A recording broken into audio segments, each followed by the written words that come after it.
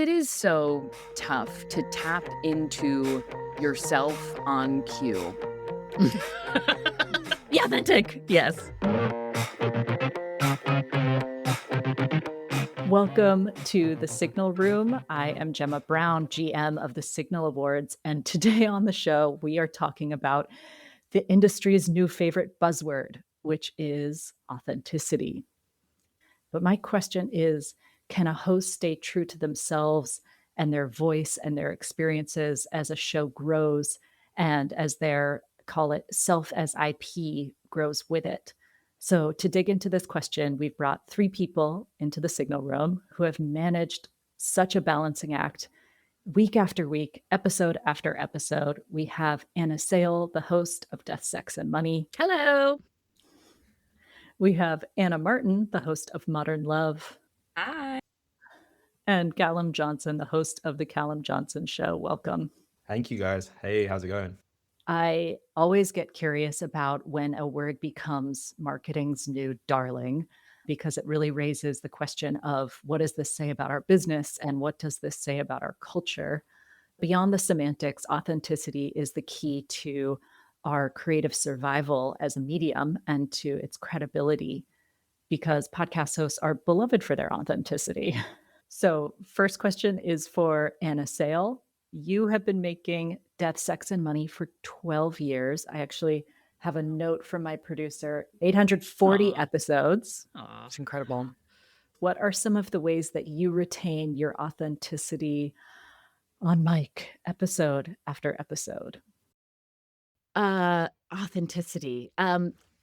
I think I agree with you that when you don't have it, it is a killer. So I agree with the premise. I do not approach the mic with like authenticity time, baby. Like, what I do approach it with is, and this goes back to the very early days when I was making the transition from a newsroom reporter to a podcast host.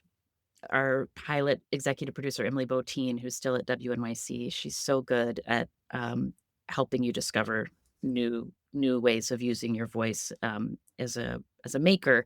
And she made me stand in a studio with all the tracking that I had written, and she stood across the room from me when I was doing my first tracking, and she would just make me like lower my shoulders, move my arms, and just deliver it that way. And it was always, and she just made me retake it until it really sounded like I was talking to her and not at her. Was And it just like a get into your body exercise? it's get into your body and get into who you are. Because it's when you first are figuring out how to be a host of a show, you can get in your head. And so for me, it really helped me remember, like, as soon as I hit record, I'm talking to one person who might just be meeting me or has known me for a long time, and I try to approach them the same way I do, when I'm talking to a kid at elementary school drop off who's a little intimidated, or at a dinner party, like, "Hey, this is what we're gonna talk about today." Like that's my way of doing it, but that's my personality. So other people have totally different ways of demonstrating their authenticity. This was actually absolutely one of my questions for later down in the conversation. I'm curious if anyone else wants to jump in on it, but like, how did you develop your on mic authenticity, or what do you do in order to tap in to get there? I mean, I'm just thinking I just did tracking before this this chat we're having. Um and a thing that my producers say a lot is like pretend we're in a bar, which is shorthand for exactly sort of I think what you're talking about, Anna.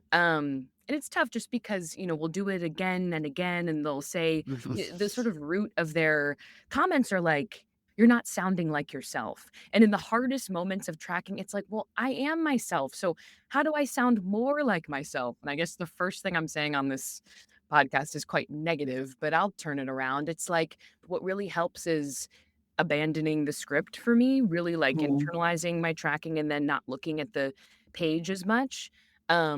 Another thing that helps is just like you're saying, Anna, actually making eye contact with the real person. That's really helpful. I stand up. I mean, I don't think I'm the only person to do that, but that was actually kind of an unlock for me a year ago. But I feel like this is still something I'm very much working on, um, because it is so tough to tap into yourself on cue.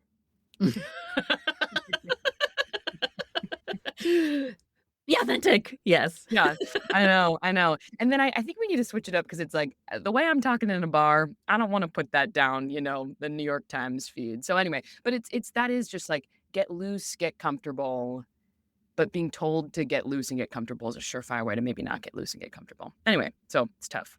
Yeah, and just one thing that I would add, because I think Anna got it exactly correct. I guess you're both called Which Anna, Anna? actually. Mhm, Yeah, both of us.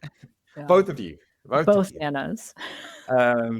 But like it's a work in progress. I think it's something that you're definitely not perfect at on the first episode.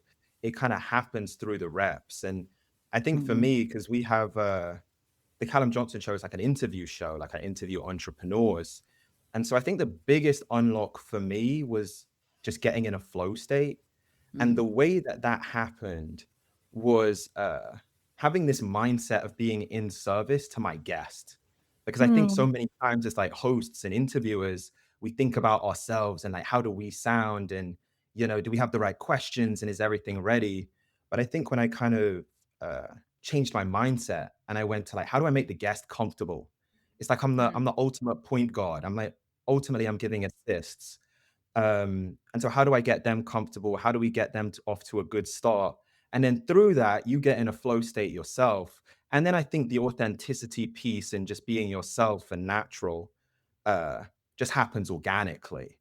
But like I say, we've done over 200 episodes, so that happens like over the reps of just doing it. By the way, the fact that you've done 800 I episodes is know, it's like remarkable. 840. I know, Yeah, we've been at this a it's long, long it's time. I'm incredible. authentically, old. Um, uh, Sorry. one other thing that I just wanna bring in is I think that, Please. um, being authentic in an interview that's audio, which is how I made most of those 800 episodes, and being authentic when you are looking at yourself, on camera is a totally different exercise. Being authentic when you are looking at your phone making a social media video is like a whole other exercise. Like, I think that there's different parts of our personas that get called upon depend as the medium shifts, Yeah. and that part is also takes reps because the way that I greet a guest when we're starting an audio interview is different than the way I greet an Instagram viewer, you know? Like, Mhm, I gotta bring the pop, to get somebody mhm. to stop the scroll. And for me, that's been the part that's where I feel like I'm still figuring out how not to feel like I'm, imitating somebody who's comfortable making a, like, selfie video. Mm, that's 100% correct. I think one thing that's been huge for me is like just having a central intention behind everything I do. Like, why am I recording this? Uh-huh. I think especially once you start to get an audience and like viewership, it's easy to just start like chasing virality or chasing downloads or chasing views. And you start inviting people on or having conversations that's like, why are we doing this? Actually, I heard Oprah talk about that in an interview.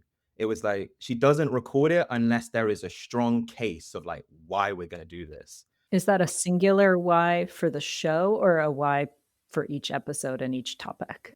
I think both. I think that you have like the mission, like the umbrella mission of like why you're doing this whole thing. But then I think from recording to episode, interview to interview, there should be a why, there should be an intention. And sometimes it's really pure, sometimes it's just pure curiosity. But at least that's like clear from the upfront. Okay, mhm. so I'm gonna jump in and say my why for this episode, which I think is pure curiosity, but it is kind of that meta exercise of I've been behind the glass wall, so to speak, and making this show, I was suddenly like, how do I show up as a host? Who am I actually on camera? Um, Doing some of that interrogation and then thinking about like the self as IP and how inherently uncomfortable that idea is and like what is interesting in that discomfort. Mm, And I think of the three of you as incredible performers, incredible journalists, and also people who, when I watch their performance, it doesn't feel performative. And mm. so I wanted to understand how you do it. I think for many years as an interviewer, I thought of my role as like a conduit, as Colin was saying. Like, I Mhm. want to pull out people, I want to know people more closely. And that's, and when I'm making an argument, it's going to be by a question I make that makes somebody answer, make something, somebody thinks about something in a different way than they've been presenting. And I think being kind of making those, just kind of saying to listener, this is why we're doing this, it made Mm, me step into my confidence more as a convener and as somebody who was trying to contribute something particular into our cultural conversation. And I think that really helped me just be more fully all the parts of myself, as a host and as a maker and with my team. There was a lot of years where I'm from West Virginia. I care about rural communities. I didn't know how that fit into a show that was produced out of New York City called Death, Sex, and Money. I felt like I had to leave part of that outside because it didn't seem hip. And now I'm like, I don't care. That's who I am. This mm. is interesting, you all. Here's why. Yeah. you know? So I think that was an important just process piece. And I think I feel more, it's made me less afraid with my listeners because I feel like I'm more upfront about who I am and my Mm, point of view. I know for me personally, but a lot of people that have interview shows, at least in the beginning, why it felt more comfortable asking questions rather than just doing like a solo show or whatever is I kind of had this limiting belief, this fundamental limiting belief that those people's stories were more interesting than my own. Like I think mm, that we kind of put the focus on other people's opinions, stories, as we're like trying to build that confidence within ourselves. But I think you get to a certain point just in just like mastering the craft and just getting better with every episode where you're like, I actually really have a point of view. And like the audience want to hear it. Like the audience start imploring you to like give more of that. And so naturally you just start stepping into that more. I want to stay with that idea. So we're talking, I think, top half of this conversation about being authentic within the context of an actual recording, but zooming out, I think what you're getting to, Callum, is this evolution of the person, the persona or the brand of the show itself, and then how does that rub up against who you are, and how do you manage that tension? Hmm. Yeah, mhm. 100%. Everyone give a good public radio. Mhm. Well, the thing that made me think, Gemma, is like, Anna Martin it's not just self as IP. She works for the most famous journalistic organization on planet Earth. And so she's also representing an institution. So that brings up a whole other dimension of authenticity and what you're representing at the mic. Mm. Yes, thank you, NSL. I love being able to say that. Yeah, yeah, and I'm, like, genuinely thinking about this. I'm not n nervous to speak on this. It's something I think about all the time. I mean, I'm relatively new to hosting. I've done it now for 3 years. Um, many fewer episodes than Anna and certainly than Callum.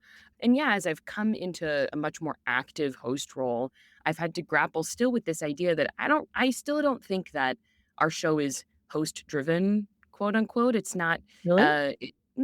yeah, well, I do you think it is? I mean, Who else no, is I don't. driving? It is. Well, that's yeah, I guess maybe more so what I mean is I do still want to be a stand-in for the listener, a curious Mhm. listener. I was gonna say the word ambassador, but that feels like a bit passive. Um, I think really critically about when to bring in my own experience, and I do it quite sparingly.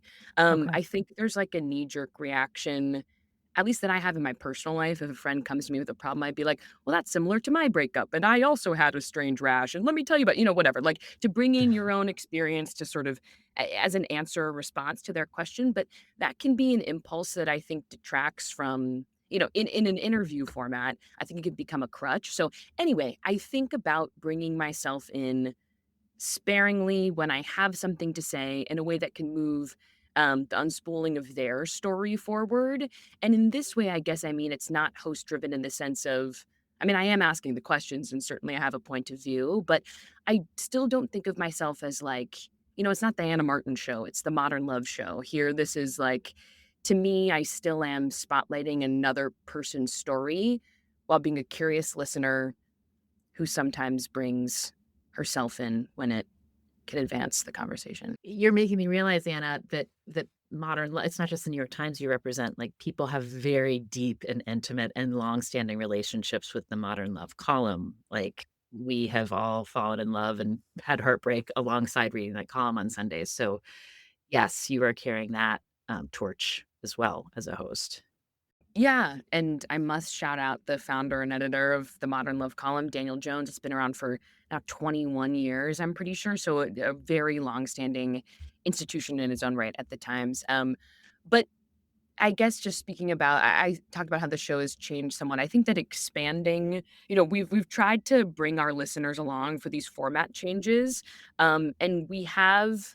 I don't know if we could speak to this, like the sort of authenticity while changing. Like it's trying to maintain the sort of heart of the brand or the show or of me as a host while the types of conversations we're having are changing in very significant ways. So that's been interesting to navigate as well.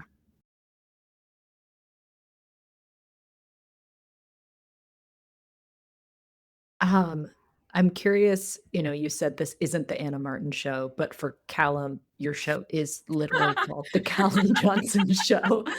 Um, All of, yeah. I'm just like, how do you balance the Callum on mic, the Callum off mic? Are they the same person? Are they different people?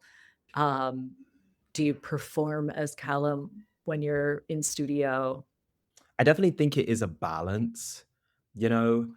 Honestly, when you right in the beginning, Gemma, when you mentioned, like, performing and, like, not wanting to seem like you're performing, my first thought is, like and, I don't wanna speak for both Annas, but in a way, we are performing, because you wanna be captivating to an audience, and I think most people, when they're just in, like, regular conversation, aren't super captivating with their delivery, but it is still you. Do you, like, think about your first 30 seconds and how to, like, hook the listener? Not quite now. But it is something I have had friends even come to me sometimes, and they'll be like, "Oh, I feel like I'm in one of your interviews sometimes when you speak." I think as an interviewer, you always develop your own style, right? And like your cadence and the way that you speak. And part of that is performative. And actually, something I've been thinking about a lot recently with everything happening with AI is there's going to be so much content on the internet. It's already happening where we're not sure if it's real. Like we're not sure if a human created this. And so I think as a just like people, society, like macro, we're going to develop such a filter for what feels authentic. Like the host actually felt this. And a part of like human authenticity is vulnerability, is relatability, and is things going wrong. Like this is verifiably human. I think it also presents challenges for us as makers and as people who are participating in business because we may have a very deep and authentic relationship to a listener with what we make and then goes to an ad break and here I am voicing Wow. an ad. And I think that we have to like really be aware that how we present not just on the show but how we are perceived to be engaging in commerce and capitalism, like it's all part of the thing, because if they think that you're pulling a fast one on them, it betrays that trust, and that's everything you have. Have you heard from listeners, Anna, who say something to that effect?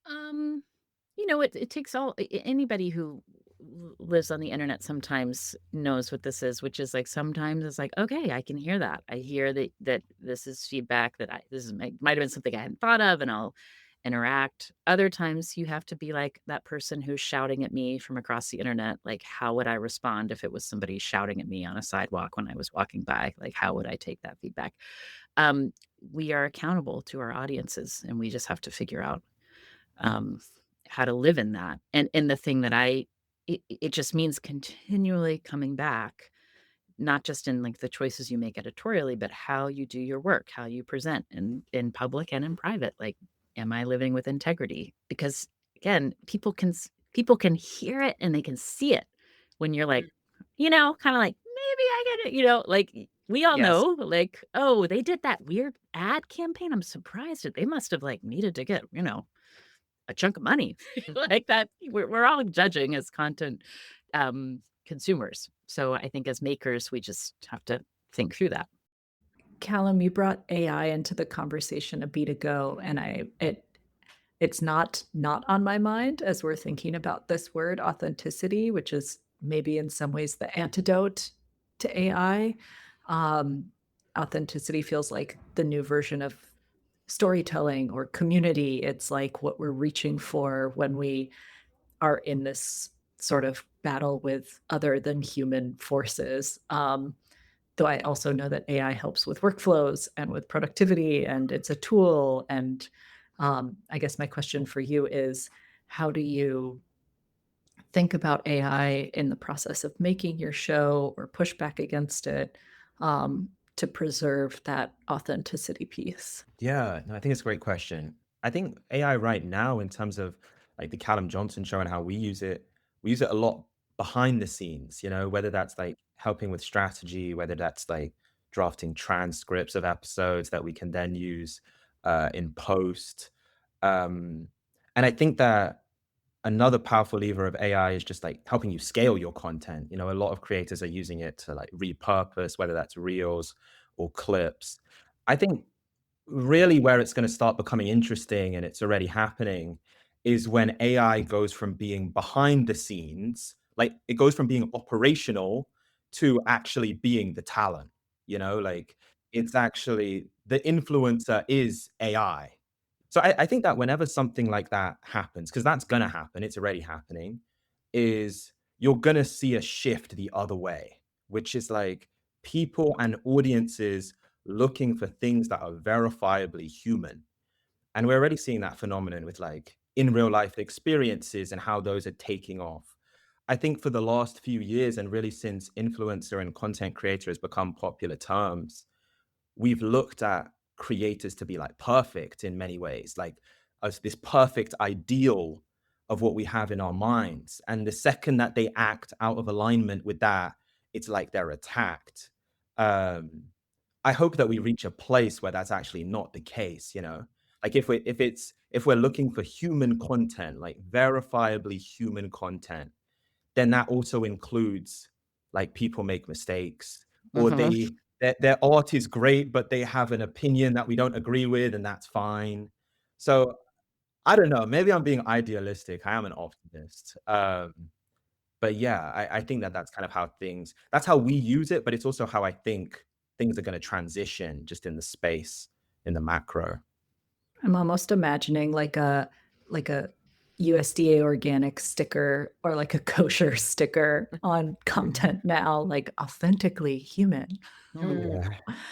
Um, Before we wrap out, final thoughts, musings, words of wisdom. One thing I would say is the move in our part of podcasting away from sort of hyper produced, narrative produced storytelling where it's very acts and tracks, as they say in the biz. Throw it Uh, down. I think moving away from that into, because of the realities of the economics of podcasting, and also I think the tastes of audience. Mhm. I think moving towards more a live to tape conversation where you hear a host fumble to find just the right way they want to say the thing. Or for me, I still say like when I'm trying to get a thought out. I just can't excise it from my vocabulary. I actually think it adds to the authenticity and my buy-in as a listener when just to feel like, oh, there wasn't somebody deep in the tape kind of cutting around to make the host look a certain way and the guests look a certain way and to create an emotional moment that hit a high right when it was scored in such a way. Like, I want to feel like I'm hanging out, even with Mhm. my really talented and craft oriented audio makers. it's interesting, my tastes have changed where something that I would have really loved in the 2010s because it was the kind of, height of that really intricate, audio making time, and there was so much of it, and it was a wonderful time, but I wanna hang out with my podcasting friends. What I choose to listen is like a hang. Mm. Um, and I think that's part of this conversation of feeling like I'm in relationship and, experiencing something along with the host and their guest or whatever the format of the podcast is. There's this quote from Jake Shane, who makes this podcast called Therapist. That was some, I'm going to paraphrase it, but it's like a great podcast should feel like a FaceTime call, That's nice. Mm. which, it's a of a certain kind of podcast. I think that's kind of what you're reaching for. One thing for me is I was always worried, like, what about the signposts? What about the chronology? You know what I mean? Like, how will the listener be able to follow us?